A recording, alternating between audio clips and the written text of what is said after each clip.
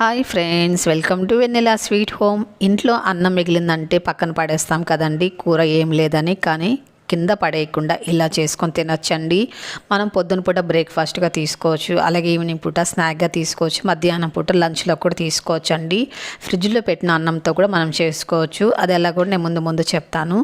ముందుగా మనము ఒక బౌల్ నిండా అన్నం తీసుకోవాలండి.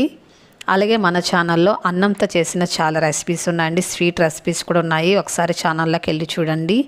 మీరు ఫ్రిడ్జ్లో పెట్టిన రైస్ తీసుకునేటట్టయితే ఫ్రిడ్జ్లో పెట్టింది కాస్త పలుగ్గా అయిపోతుంది కదండి, గట్టిగా అయిపోతుంది కదా రైసు. ఆ రైస్ని కాస్త ఆవిరి పెట్టుకొని తీసుకుంటే మెత్తగా అయిపోతుందండి. ఇడ్లీ కుక్కర్లో పెడితే కూడా సాఫ్ట్గా అయిపోతుంది రైసు. ఇప్పుడు రైస్ని మనం మిక్సీ జార్లోకి తీసుకొని కారం తగినన్ని పచ్చిమిరపకాయలు వేసుకొని ఒక పావు కప్పు నీళ్లు పోసుకొని మెత్తగా మిక్సీ పట్టుకోవాలండి. చూడండి, ఇలా బాగా మెత్తగా మిక్సీ పట్టుకోవాలండి. నీళ్లు పావు కప్పు వేస్తే సరిపోతుంది. ఇప్పుడు దీన్ని ఇలా తీసేసుకోవాలి మొత్తం ఈ ప్లేట్లోకి. ఇప్పుడు ఇందులో తగినంత సాల్ట్ వేసుకోవాలి. ఇప్పుడు ఇందులో బియ్యపిండి వేసుకోవాలండి. మీరు షాప్లో కొన్న బియ్యపిండి అన్న తీసుకోవచ్చు, లేకపోతే ఇంట్లో ఆడించుకున్న బియ్యపిండి అన్న తీసుకోవచ్చండి. బియ్యపిండి కొలత ఏం లేదండి, మనకి ఎంత పడుతుందో అంత బియ్యపిండి వేసుకుంటూ కలుపుకోవాలి. సాల్ట్ అనేది చూసుకొని వేసేసుకోవాలండి ముందే. చూడండి, చపాతీ పిండిలాగా ఇలా కలుపుకోవాలండి. కాస్త సాఫ్ట్గానే ఉండాలి, ఎందుకంటే మనము పొడి పిండి వేసాం కాబట్టి ఇంకా కాస్త గట్టి పడుతుందండి. కాబట్టి కాస్త లూజ్గానే కలుపుంచుకోవాలి. ఇప్పుడు చిన్న చిన్న బాల్స్లా చేసుకోవాలండి. వీటిని అప్పటికప్పుడు చేసేసుకోవచ్చు అండి, నానబెట్టాల్సిన అవసరం లేదు. ఇప్పుడు చపాతీ పీట పైన వేసుకొని కొద్దిగా బియ్యపిండి చల్లుకుంటూ మనం చపాతీలాగా ఒత్తుకోవాలి. మరి ఎక్కువ మందంగా ఉండకూడదు, అలాగని ఎక్కువ పలుచగా ఉండకూడదండి. ఇలాగుంటే సరిపోతుంది. మంచి రౌండ్ షేప్లో రావాలన్నట్లయితే ఇలా ఏదన్నా మూతతోటి కట్ చేసుకోవాలి.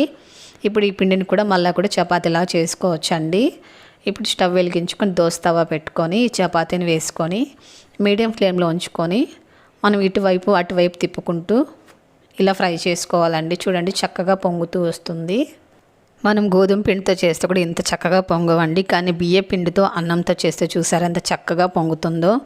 చాలా చక్కగా పొంగుతుందండి. అలాగే చాలా సాఫ్ట్గా కూడా ఉంటాయి చపాతీలు. రెండు వైపులా బాగా పొంగిన తర్వాత ఇప్పుడు ఆయిల్ కానీ నెయ్యి కానీ కొద్దిగా పైన అప్లై చేసుకోవాలి. రెండు వైపులు కూడా కాస్త కలర్ వచ్చిన తర్వాత ఇప్పుడు తీసేసుకుందామండి. ఇది బియ్య పిండి కాబట్టి ఎక్కువ కలర్ రాదండి, కలర్ అనేది ఇలాగే ఉంటుంది. మిగిలినవన్నీ కూడా ఇలాగే ఫ్రై చేసుకొని తీసుకుందాము. దీన్ని కారంతో తింటే చాలా బాగుంటుందండి.